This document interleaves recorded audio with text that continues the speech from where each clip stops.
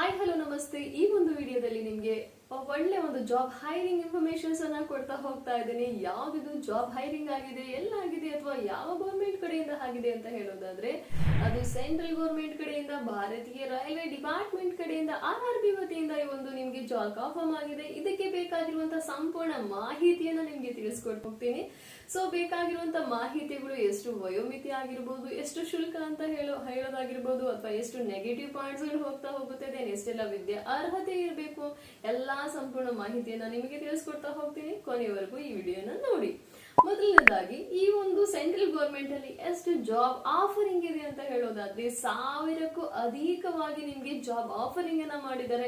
ಯಾರೆಲ್ಲ ಇದಕ್ಕೋಸ್ಕರ ನೀವು ಕಾಯ್ಕೊಂಡು ಕೂತ್ಕೊಂಡು ಓದ್ತಾ ಇದ್ರಿ, ಯಾರೆಲ್ಲ ಇದೇ ಟೈಮಿಗೋಸ್ಕರ ನೀವು ಕಾಯ್ಕೊಂಡು ಕೂತ್ಕೊಂಡಿದ್ರಿ, ಸೊ ನಿಮ್ಗೊಂದು ಬಿಗ್ ಅಪರ್ಚುನಿಟೀಸ್ ಅಂತಾನೆ ಹೇಳ್ಬೋದು. ಇದೊಂದು ಸುವರ್ಣ ಅವಕಾಶ ಅಂತಾನೆ ಹೇಳ್ಬೋದು. ಸೊ ಈ ಒಂದು 1000ಕ್ಕೂ ಅಧಿಕ, ಎಷ್ಟು ಪೋಸ್ಟ್ ಇದೆ 1000ಕ್ಕೂ ಅಧಿಕ ಅಂತ ಹೇಳೋದಾದ್ರೆ 1376 ಪೋಸ್ಟ್ಗಳು ಈ ಒಂದು ಸೆಂಟ್ರಲ್ ಗೌರ್ಮೆಂಟ್ ಅಲ್ಲಿ ರೈಲ್ವೆ ಡಿಪಾರ್ಟ್ಮೆಂಟ್ ಅಲ್ಲಿ ಕಾನ್ಫರ್ಮ್ ಆಗಿದೆ.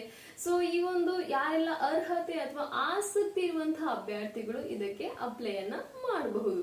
ಸೊ ಅದಕ್ಕೆ ಬೇಕಾಗಿರುವಂತಹ ಒಂದು ವಯೋಮಿತಿ ಎಷ್ಟು ಅಂತ ಮೊದಲನೇದಾಗಿ ಹೇಳೋದಾದ್ರೆ ವಯೋಮಿತಿ ಬಂದ್ಬಿಟ್ಟು 18 ವರ್ಷದಿಂದ 43 ವರ್ಷದ ಒಳಗಡೆ ಇರುವಂತಹ ಎಲ್ಲ ಅಭ್ಯರ್ಥಿಗಳು ಇದಕ್ಕೆ ಅಪ್ಲಿಕೇಶನ್ಸ್ ಅನ್ನ ಹಾಕಬಹುದು.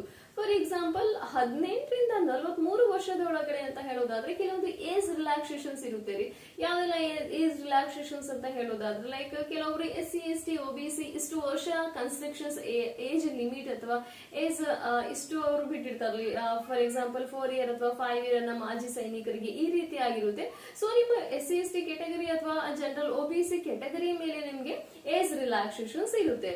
ದೆನ್ ಇದಕ್ಕೆ ಎಷ್ಟು ಅರ್ಜಿ ಇರುವಂತಹ ಶುಲ್ಕ ಎಷ್ಟಿದೆ ಅಂತ ಹೇಳೋದಾದ್ರೆ ಆ ಶುಲ್ಕ ಬಂದ್ಬಿಟ್ಟು OBC ಮತ್ತು ಯಾರೆಲ್ಲ ಜನರಲ್ ಕೆಟಗರಿ ಇದೆಯಾ, ಸೊ ಯಾರೆಲ್ಲ weaker section, economically weaker section ಆಗಿರ್ತೀರಾ, ಸೊ ಅವರಿಗೆ 500 ರೂಪೀಸ್ ಇದಕ್ಕಿರುವಂತಹ ಶುಲ್ಕ ಅಂತಾನೆ ಹೇಳ್ಬೋದು. ಮತ್ತೆ SC ST ಮತ್ತು ಟ್ರಾನ್ಸ್ಜೆಂಡರ್ ಮಹಿಳೆಯರಿಗೆ ಎಷ್ಟಿದೆ ಇದರ ಅರ್ಜಿ ಶುಲ್ಕ ಅಂತ ಹೇಳೋದಾದ್ರೆ 250 ರೂಪೀಸ್ ಇದಕ್ಕಿರುವಂತಹ ಫೀಸ್ ಪೇ ಅಂತಾನೆ ಹೇಳ್ಬೋದು. ಮತ್ತೆ ಇದಕ್ಕೆ ಯಾವಾಗ ಪ್ರಾರಂಭದ ದಿನಾಂಕ ಮತ್ತು ಇದಕ್ಕಿರುವಂತಹ ಕೊನೆಯ ದಿನಾಂಕ ಯಾವಾಗ ಅಂತ ಹೇಳೋದಾದ್ರೆ ಪ್ರಾರಂಭ ದಿನಾಂಕ ಇದು ಬಂದ್ಬಿಟ್ಟು August 17th ಇಂದ ಇದು ಪ್ರಾರಂಭ ಆಗ್ತಾ ಹೋಗುತ್ತೆ. ಮತ್ತು ಇದಕ್ಕಿರುವಂತಹ ಕೊನೆಯ ದಿನಾಂಕ ಯಾವಾಗ ನಾವು ಅಪ್ಲಿಕೇಶನ್ಸ್ ಅನ್ನ ಕೊನೆಯ ದಿನಾಂಕದವರೆಗೂ ನಾವು ಸಲ್ಲಿಸಬಹುದು ಅಂತ ಹೇಳೋದಾದ್ರೆ 17th August ವರೆಗೂ ನಿಮ್ಗೆ ಇರುವಂತಹ ಅವೈಲಬಿಲಿಟಿ ಇದೆ. ಸೊ ಅಲ್ಲಿವರೆಗೂ ಮೆಜಾರಿಟಿ ಆಫ್ ದಟ್ 1 ಮಂತ್ ನಮ್ಗೆ ಟೈಮ್ ಇದೆ. ವಿತಿನ್ 1 ಮಂತ್ ಒಳಗಡೆ ನಾವು ಇದನ್ನ ಅಪ್ಲೈ ಅನ್ನ ಮಾಡಬಹುದು. ಸೊ ಯಾರೆಲ್ಲ ನಿಮ್ಗೆ ಸೆಂಟ್ರಲ್ ಗೌರ್ಮೆಂಟ್ ಅಲ್ಲಿ ಕೆಲಸ ಮಾಡ್ಬೇಕು ಅನ್ನೋ ಒಂದು ಉತ್ಸಾಹ ಇರುತ್ತೆ, ಯಾರಿಗೆಲ್ಲ ಹಂಬಲ ಇರುತ್ತೆ, ಸೊ ನೀವು ಈ ಒಂದು ಜಾಬಿಗೆ ನೀವು ಟ್ರೈ ಅನ್ನ ಮಾಡಬಹುದು ಅಂತಾನೆ ಹೇಳ್ಬಹುದು.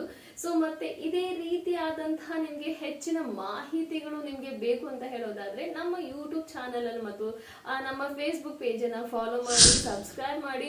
ಸೊ ಇದೇ ತರಹದ ಹೆಚ್ಚಿನ ಮಾಹಿತಿಗಳನ್ನ ನಾನು ನಿಮ್ಗೆ ಕೊಡ್ತಾ ಹೋಗ್ತೀನಿ. So thank you so much for watching this video. Thank you.